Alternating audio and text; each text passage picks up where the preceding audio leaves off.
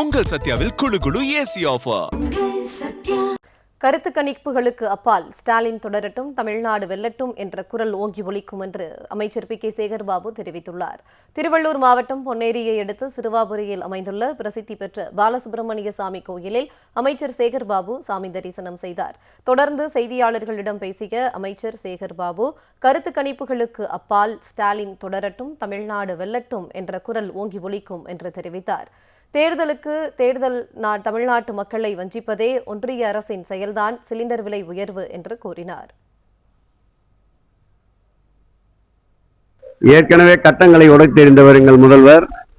இந்த கருத்து கணிகளுக்கு அப்பால் நிச்சயமாக ஸ்டாலின் தொடரட்டும், தமிழ்நாடு வெல்லட்டும் என்ற குரல் மீண்டும் ஓங்கி ஒலிக்கும்.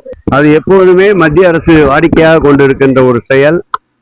தேர்தலுக்கு தேர்தல் இப்படி தமிழ்நாட்டு மக்களை வஞ்சிப்பதுதான் ஒன்றிய அரசுடைய செயல்பாடு.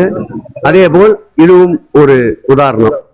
கருத்து கணிப்புகளுக்கு அப்பால் ஸ்டாலின் தொடரட்டும், தமிழ்நாடு வெல்லட்டும் என்ற குரல் ஓங்கி ஒலிக்கும் என்று அமைச்சர் பி. கே. சேகர்பாபு தெரிவித்துள்ளார். திருவள்ளூர் மாவட்டம் பொன்னேரியை அடுத்து சிறுவாபுரியில் அமைந்துள்ள பிரசித்தி பெற்ற பாலசுப்பிரமணிய சாமி கோயிலில் அமைச்சர் சேகர்பாபு சாமி தரிசனம் செய்தார்.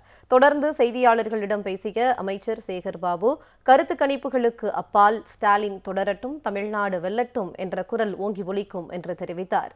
தேர்தல் தமிழ்நாட்டு மக்களை வஞ்சிப்பதே ஒன்றிய அரசின் செயல்தான், சிலிண்டர் விலை உயர்வு என்று கூறினார். ஏற்கனவே கட்டங்களை உடைத்தெறிந்தவர் எங்கள் முதல்வர். இந்த கருத்து கணிகளுக்கு அப்பால் நிச்சயமாக ஸ்டாலின் தொடரட்டும், தமிழ்நாடு வெல்லட்டும் என்ற குரல் மீண்டும் ஓங்கி ஒலிக்கும். அது எப்போதுமே மத்திய அரசு வாடிக்கையாக கொண்டிருக்கின்ற ஒரு செயல். தேர்தலுக்கு தேர்தல் இப்படி தமிழ்நாட்டு மக்களை வஞ்சிப்பதுதான் ஒன்றிய அரசுடைய செயல்பாடு. அதேபோல் இதுவும் ஒரு உதாரணம்.